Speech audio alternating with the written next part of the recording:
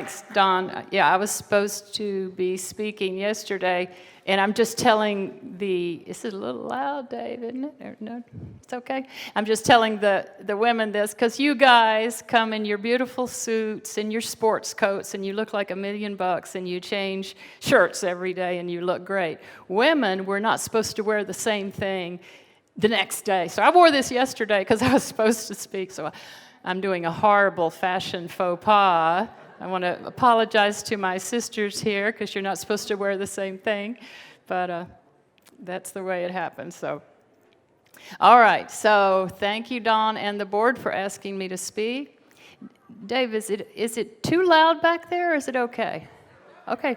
I just sound really loud to myself. All right. So my title is "What's All the Fuss About CBD Oil?" And how many have heard of CBD oil?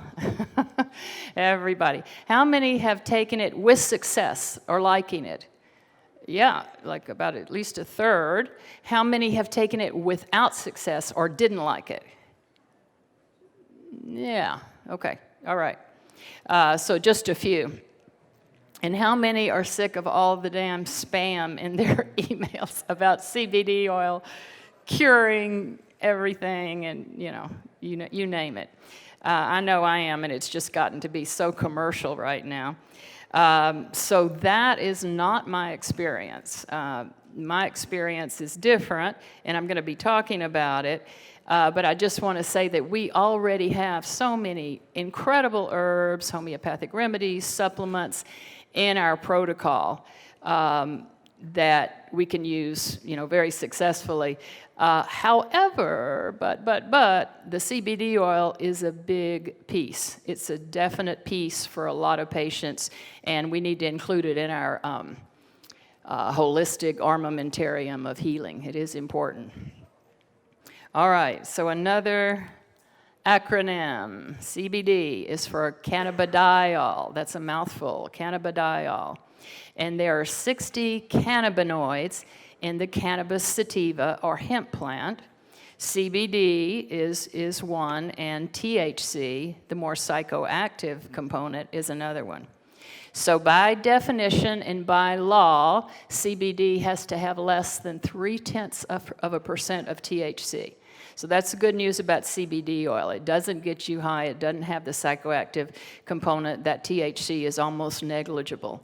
However, there's still a little tiny bit in it, because we know in botanical medicine you want to include all aspects of the herb. You just need to cut down some aspects and build up other aspects.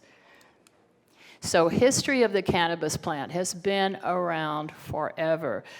2000 BC, it was part of Chinese medicine, materia medica, indicated for tons arthritis, which we see today, absent-mindedness, forgetfulness and dementia we see today.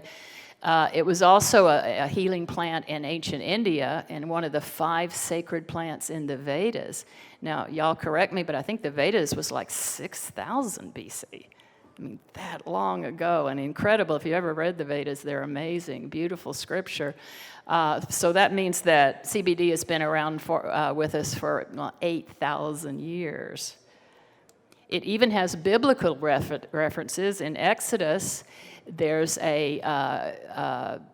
information on God instructing Moses on how to make a holy anointing oil, which is translated from the original Hebrew text as cannabis sativa. So it's been used in religious ceremonies, spiritual upliftment for many years.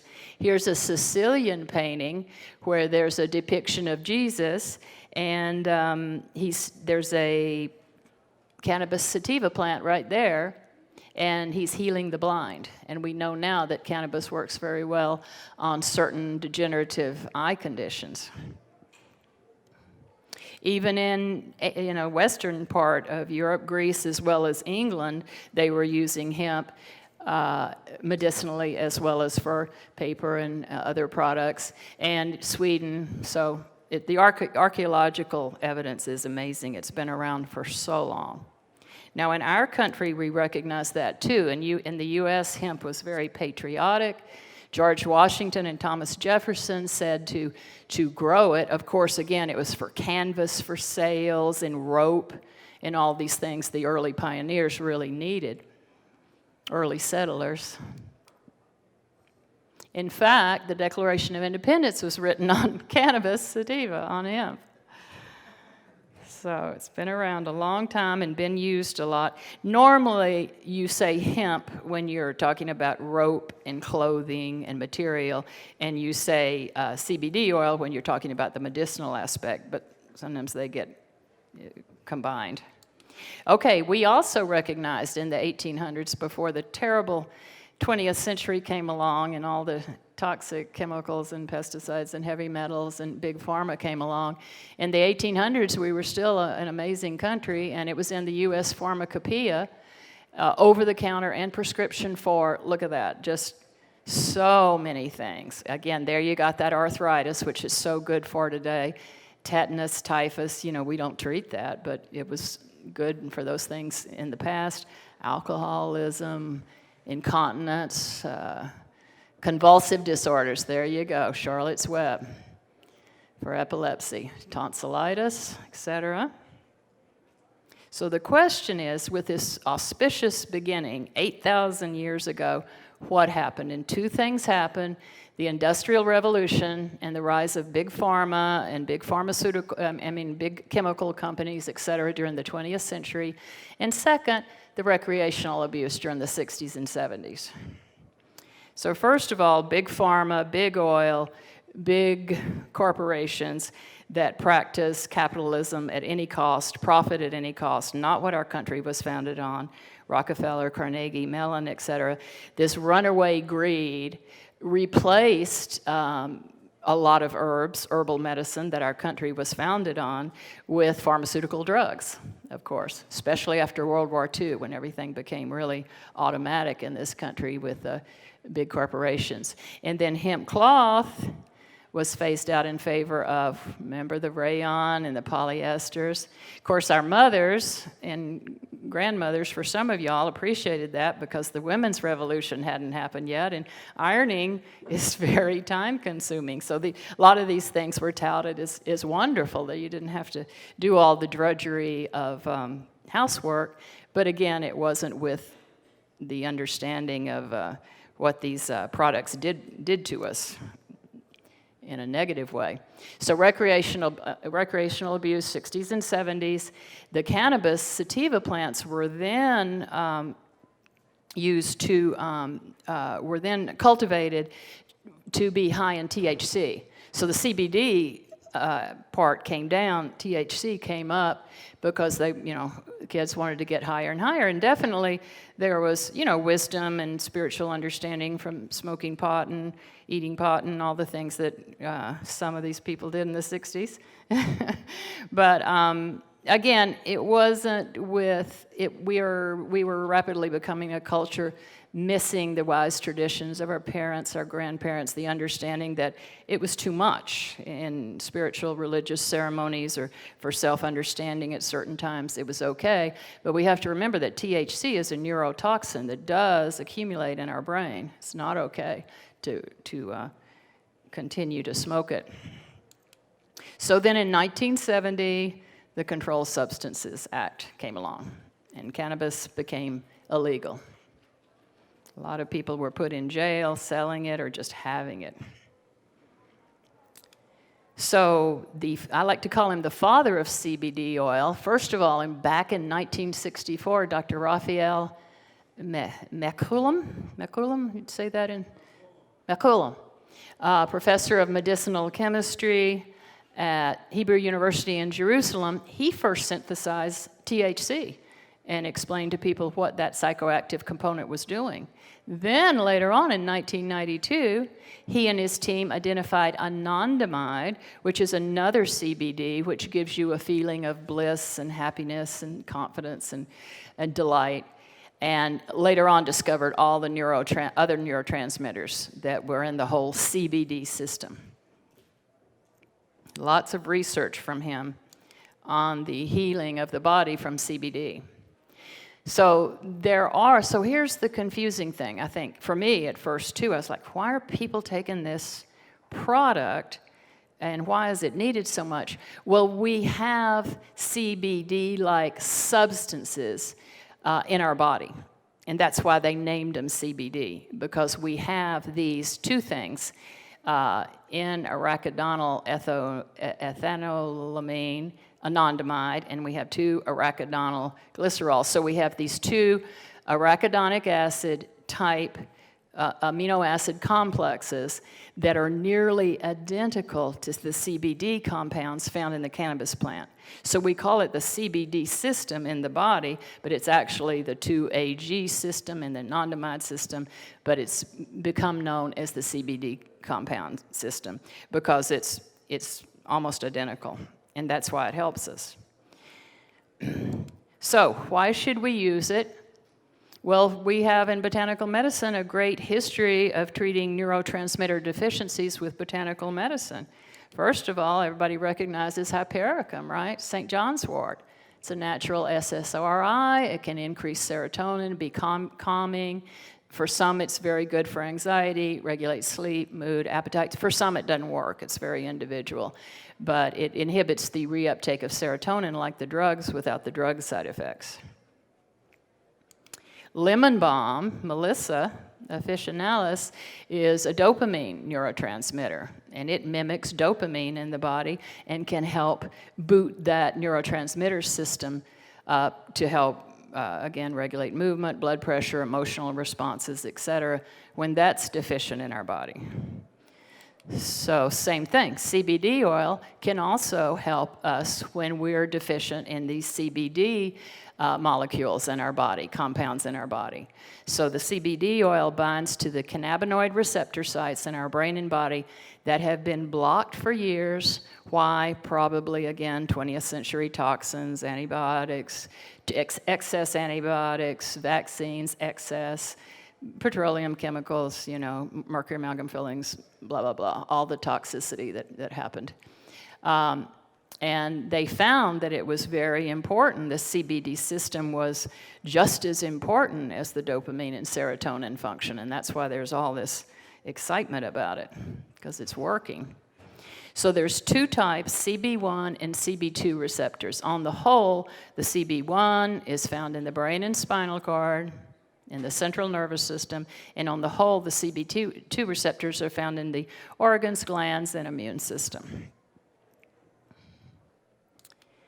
The CB1 receptors for the brain, central nervous system, have been found in the research, and all of this, lots of research on CBD in the peer-reviewed journals, have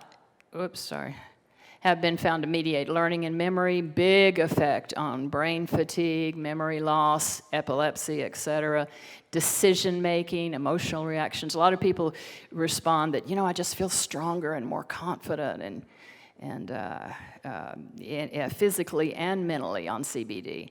Pain response, a big one is pain. Really works on joint pain, chronic muscle pain, and some on food cravings. Again, we know, from Charlotte's Web and all these other companies that have been so popular and amazing, epilepsy in children especially, Parkinson's it can help, anxiety, PTSD, all these Alzheimer's, headaches, insomnia, etc., has benefited these patients once they get out of the shower, right? Once they do dental revision, they can dry off. Once they get all the toxins reduced, that you got to do that too, as Hal says. Okay, an important neuromodulator. Normally, with all these toxins, what happens after a while? We have these excitatory glutamates, inflammatory cytokines. We have this brain on fire.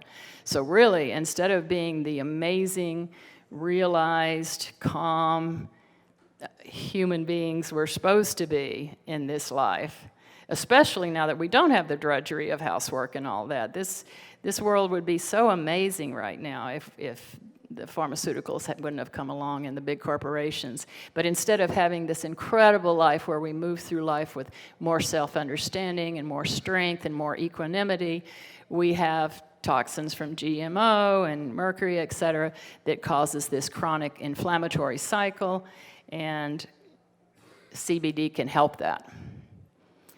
Research on Alzheimer's, anti-anxiety, antidepressant, and again, the seizures, the famous Charlotte's Web, helping children with epilepsy. CB2 receptors in the body downregulate inflammation. Well, if you go to my website, I'll talk to you about that in a minute, just tons of fantastic information on how much it reduces pain. Now, again, it may not be the end-all, be-all, but it certainly is a big piece, and it really does help reduce pain for a lot of people. And it stimulates the production of glutathione, antioxidant, so no wonder. And all these other symptoms have been shown in the research to be benefited too. So here's a quote from the editor of the prestigious journal Cerebrum. The endogenous cannabinoid system, named for the plant, it's just named for the plant that led to its discovery, is one of the most important physiologic systems involved in establishing and maintaining health. You know, putting it up there, and here's serotonin, here's dopamine, et cetera. So it's really incredible that we have this system that somehow really got damaged from 20th century toxins that is just waiting to get activated by good CBD oil.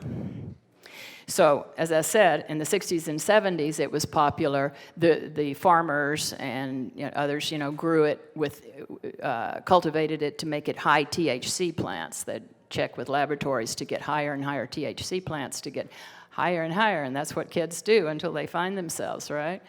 But since we all did it, we all drank and raised hell until we settled down.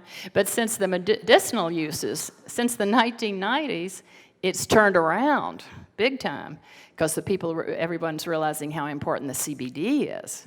So it's a lot of the plants now are cultivated high CBD, low THC for the past 20 years. So here's a question, what are these? Anybody recognize these? These are drugs. So these are FDA-approved drugs. So the FDA and the government want to get in on this because people are selling this CBD oil for a lot of money. That upsets them. So here's one drug approved to treat Dravet syndrome. These are epilepsy, childhood epilepsy syndromes. What do we call childhood epilepsy in here? What do naturopaths call childhood epilepsy? Vaccinosis. It's vaccine damage. I completely agree with Dr. Levy. 90% of the time. Not that we don't have a million other toxins, but injecting toxins in a baby and child's body is beyond the pale, beyond the pale. Sativex is a cannabis mouth spray to help alleviate MS. Now, I don't mind these, but we know what happens when you make pharmaceutical drugs. Can anybody say excipients? You know what excipients is? You got your primary drug, and then you got the propylene glycol and the methylparaben and the magnesium stearate and all the other stuff that help the flowing factors and make it into tablets. So we know whenever they put their hands in it, they're making a toxic product. So, but it's probably helping a lot of people that are needing to get it through their insurance. Okay, legality. In the U.S. in 2014, President Obama signed the Industrial Hemp Farming Act that was sponsored, and again, that was the whole law that said if you're under 0.3% THC, farmers can grow and cultivate hemp as long as they're certified with their state. But then, in 2016, December 2016, the DEA declared, which they're not allowed to do, but they did anyway, that all cannabinoids, including CBD oil, are a controlled Schedule I drug. But they would not prosecute. So it's gray, and it's still a little bit gray. However, right now, 17 states have legalized CBD, 20 states have legalized medical marijuana, which includes CBD. So over half the U.S. states have legalized or decriminalized some form of cannabis now. So the medical marijuana legal is the green, and the CBD oil legal is the gray.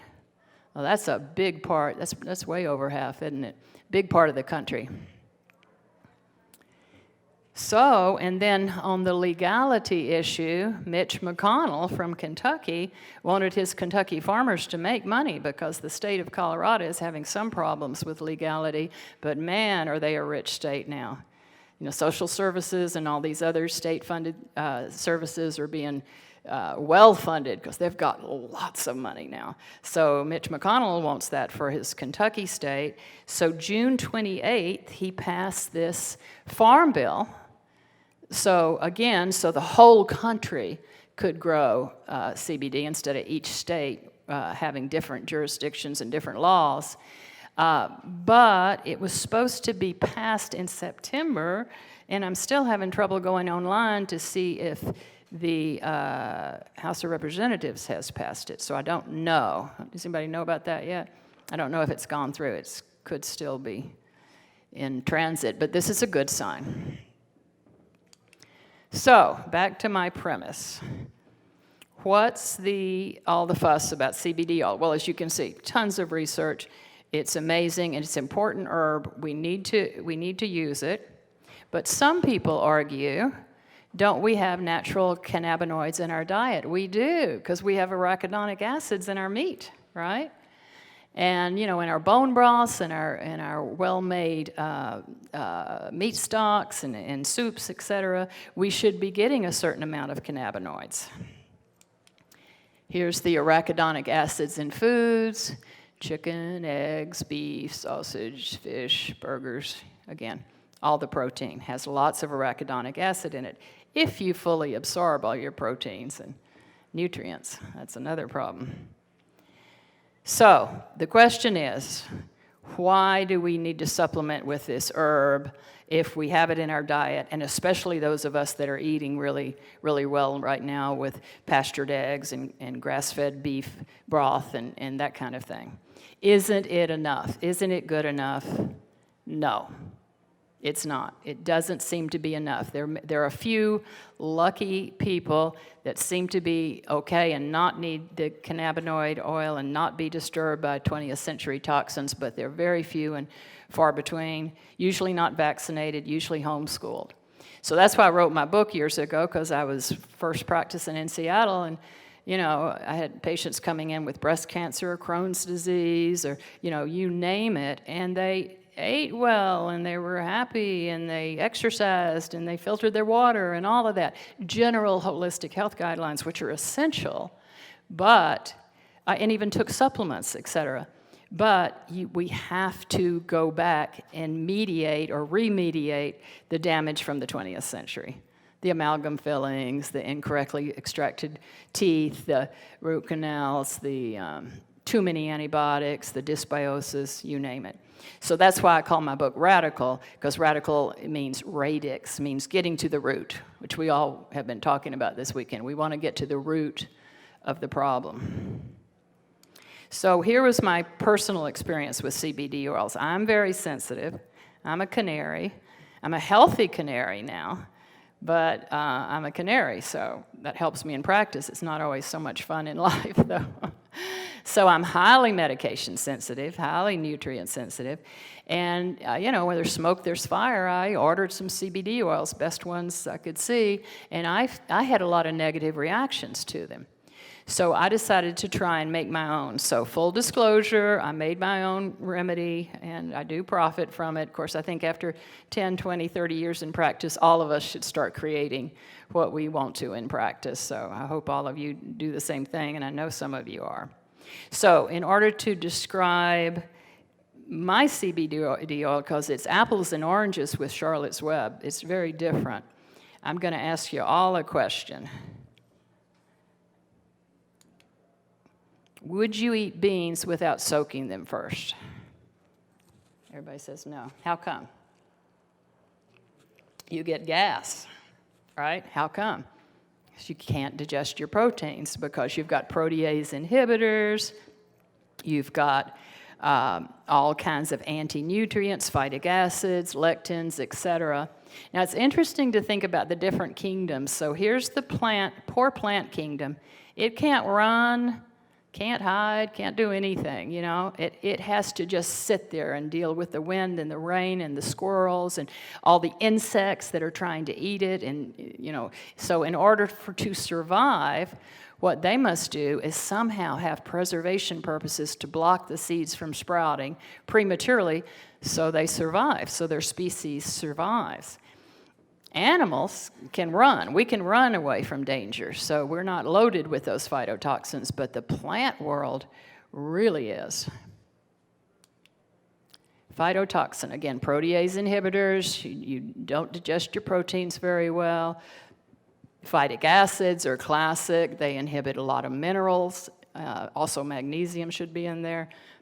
Saponins, lectins bind to the gut and cause leaky gut, chronic dysbiosis, major problems. Now, who's a card-carrying member of Weston A. Price Foundation? Yay, good. One of our sister organizations, because we always are searching the wise traditions of our ancestors who were so healthy and knew how to eat and knew how to prepare food. When you hear a grandmother or great-grandmother talk about how they made made food and made beans and made broth, you know, we are all ears. We want to know exactly what they did because that is golden and we're losing that valuable information. So we have learned from the wise traditions of our ancestors that it's essential to process things that have phytotoxins in them. All grains we soak, then we throw out the soaking water, and then we, either dehydrate it and grind it or make it into a porridge right away. Nuts have phytotoxins. Seeds have phytotoxins. Beans and legumes certainly do. So we soak them, we sprout them, we ferment them to reduce these phytotoxins so we really fully digest well. And if you eat a really good dinner or meal prepared in the wise traditions way, you hardly need enzymes, you know, because everything's sprouted and you have all and cooked properly, and you have all these very assimilable, ready to absorb nutrients. So the CBD oil and other plants, I started thinking about this about 15 years ago, kind of a long story, but I started using gemotherapy from Europe. And those are made from the young plants, young rootlets and seeds and young buds, because it's completely intuitively obvious, right? Would you rather have an herbal remedy from an old, mature, tired plant, like stem cells from it, or would you rather have a young, embryonic plant? Of course, you'd rather have the young, bursting with nutrients, right? Well, I started using, about 15 years ago, gemotherapy in my office from Europe, and I got some success, but over time it kind of backfired, and people were doing worse and getting stronger reactions. And I started thinking about this then, you know, because I realized that actually they had a lot of phytonutrients in them, but they also had a lot of phytotoxins in them, right? So the past 3 years I've been really working on trying to figure out how to make herbs properly, because herbs fit into the plant kingdom. So cannabis sativa is a pretty tough plant because it's got these great cannabinoids, but it's also got it's got all the good stuff here, all the different CBD components, anandamide, 400 beneficial trace compounds. It's got this entourage effect, synergistic effect that occurs when the whole plant is cultivated properly, and the various phytoconstituents all complement each other in harmony. But it's a strong plant. Does a lot of good strongly, can do some bad strongly.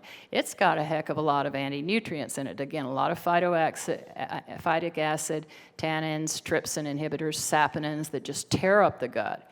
And here's one researcher saying, hemp seed is an interesting product in terms of the nutrients, protein, oil, antioxidant, but a reduction of the amount of phytic acid would be very desirable for our human gut. So this is my own method, the phyto-detox method. I registered it with Washington, D.C. Probably doesn't mean anything, but I was proud of it.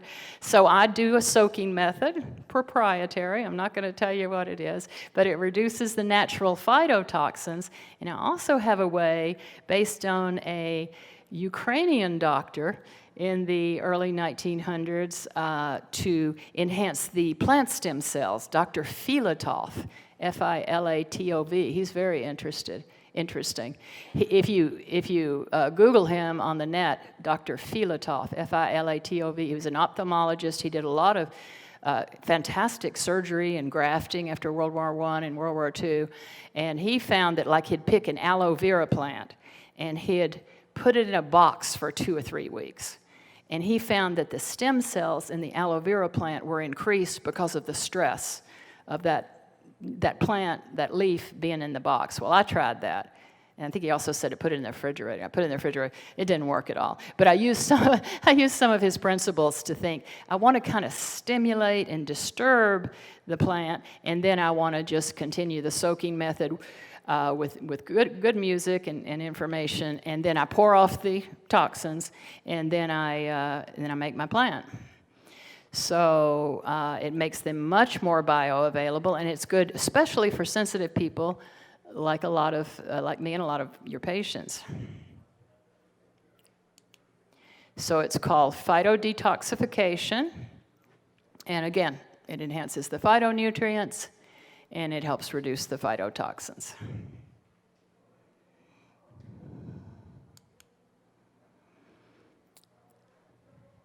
Okay, so this is my website. It's organic. It's made from some Colorado farmers. It's almost biodynamic, the way they treat their plants, the way they pick the product at a certain time of day, according to the moon. It's almost like biodynamic, but can't be certified yet. I call it Tuscany because I muscle tested, I energetically tested the very best olive oil I could find. I get it ordered straight from Tuscany. Very delicious and very healing too. And I want to mention right now, does anybody drink coffee with MCT oil? You know, bulletproof? Don't do it. Don't do it anymore. If you go to a website, Sarah Pope like the Vatican, Sarah Pope, and I think she calls herself the Healthy Home Economist. She talks about how MCT oil is a synthetic, pharmaceutically derived food that has no place in your kitchen. And it's never tested well for me, and I'm so glad I saw Sarah's information on that website. But I use red palm oil. See, the thing is, when you're making CBD oil, you have to heat it at the end. And you don't want to heat a vegetable oil, we know that. I don't believe in even heating olive oil. Some people use olive oil. You don't want to really heat olive oil. I don't cook with olive oil. I cook with lard, tallow, red palm oil, and coconut. Saturated fat that doesn't get rancid, that doesn't cause all kinds of toxic byproducts when you heat it too much. But anyway, so this has got red palm oil from Malaysia that's beautifully harvested. The red palm oil, by the way, came from, they call it wildly organic. It used to be Wilderness Family Naturals, but the new website, if you go to Wildly Organic, they have the best red palm oil for cooking anywhere. And they also have a product that's a combination of red palm oil and coconut. And I don't know why red and white equals yellow, but it does. And they call it popcorn oil on the website.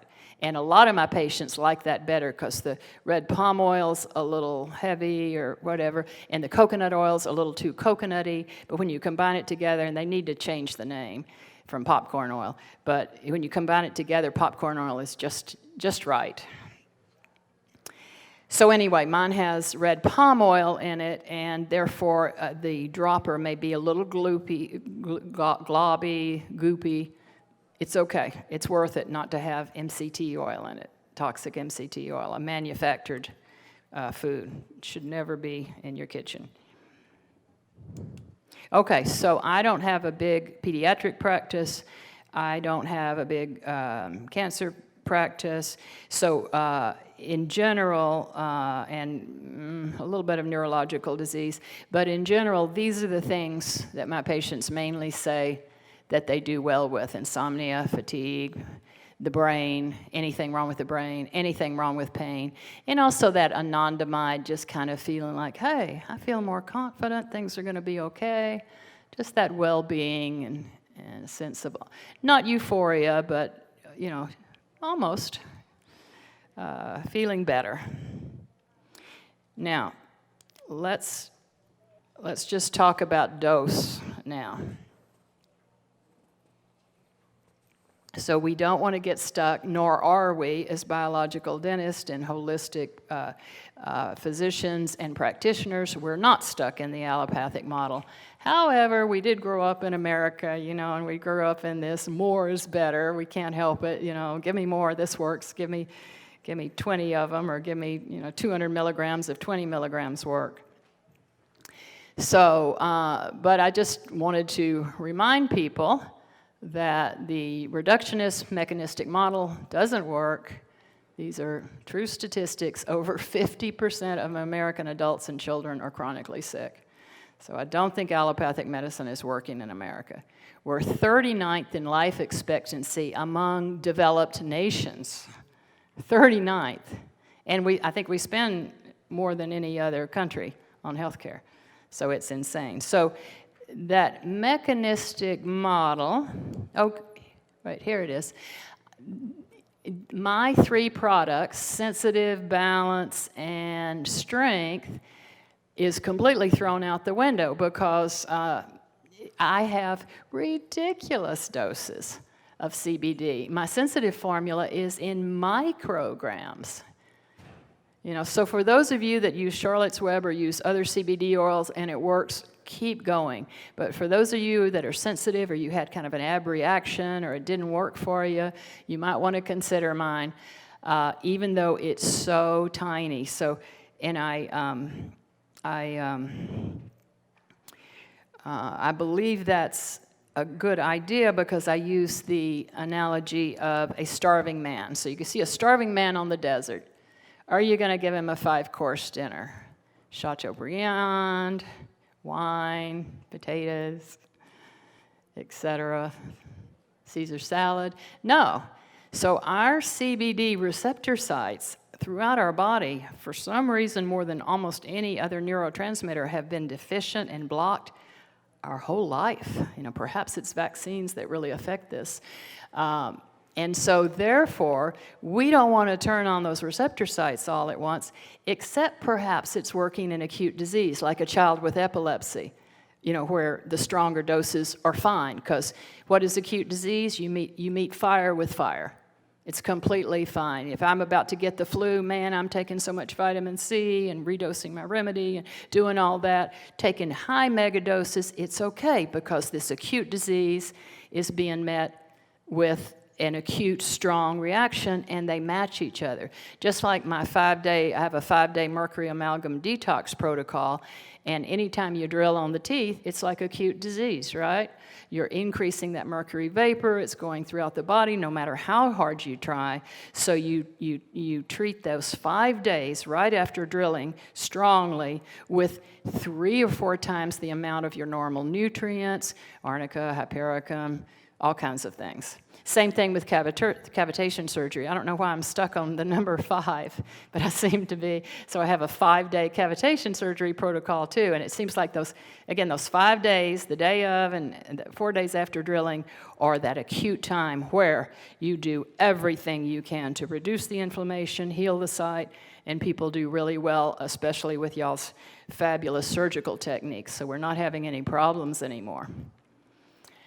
So, and also what Dr. Levy was saying too is that it's good to take lots of vitamin C because as these neurotransmitters are fed, they're going to release ammonia in the blood and all kinds of byproducts of toxicity, cytokines, etc., that make you feel terrible. And that's the time to go get a colonic or take high doses of vitamin C or something like that and titrate down the dosage of the medicine that's making you feel that. So I like that start low, go slow approach in healing. It's most optimal to gently nudge our nervous systems and immune functioning back to normal functioning with microdoses. That's true healing, and then you don't get these horrible healing crises.